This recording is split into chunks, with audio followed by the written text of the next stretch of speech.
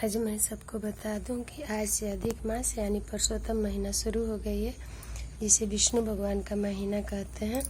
आप सभी ने गीता के तो संस्कृत और हिंदी दोनों में ही बहुत सुने होंगे, पर आज से मैं गीता को पढ़ने से सुनने से क्या लाभ होता है वो आज से सुनाने जा रही हूँ और रोज़ एक अध्याय सुनाया करूँगी। इसे आप लोग अच्छे से सुनिएगा। माँ लक्ष्मी भगवान विष्णु भगवान से पूछती हैं कि हे नाथ, गीता क्या है? गीता को सुनने से और अध्ययन करने से क्या लाभ होता है?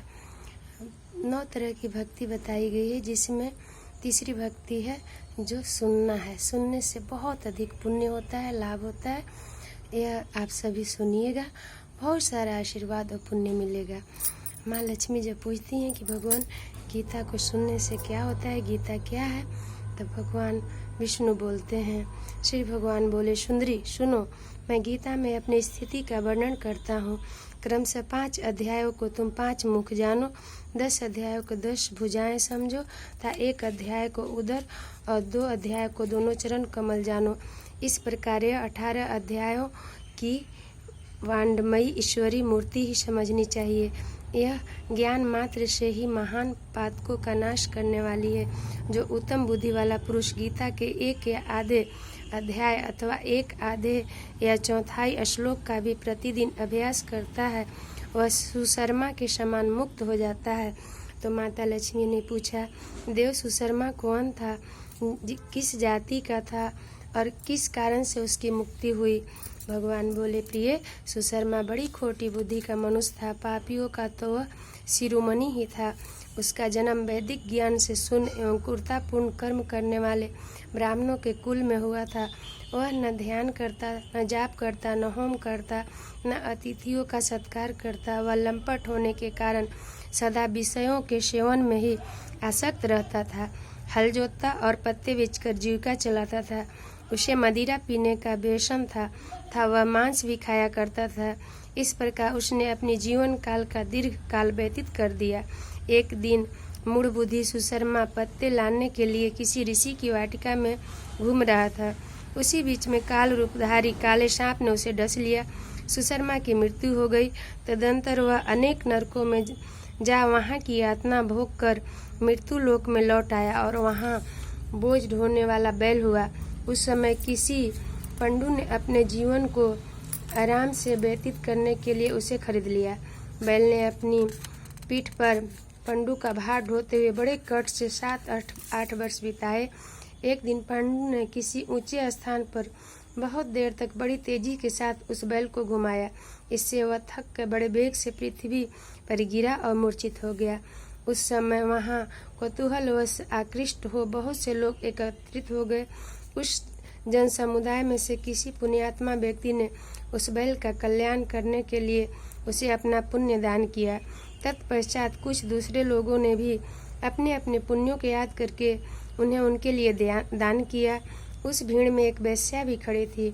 उसे अपने पुण्य का पता नहीं था, तो भी उसने लोगों की देखा देखी उस बैल के लिए कुछ त्याग किया। तदंतर यमराज के दूत उस मरे हुए प्राणी को पहले यमपुरी ले गए।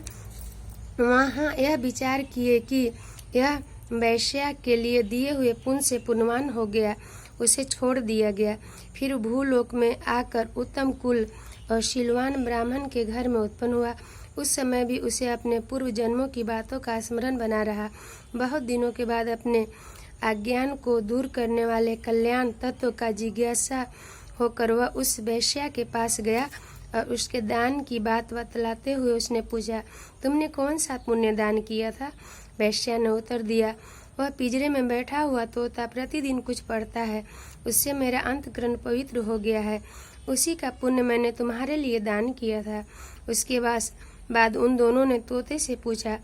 तब उस तोते ने अपने पूर्व जन्म स्मरण करके प्राचीन इतिहास कहना प्रारंभ किया। शुक बोले, पूर्व जन्म में मैं विद्वान होकर भी विधाता के अभिमान से मोहित रहता था। मेरा राग द्वेष इतना बढ़ गया था कि मैं गुणवान विद्वानों के प्रति भी ईर्ष्या भाव रखने लगा।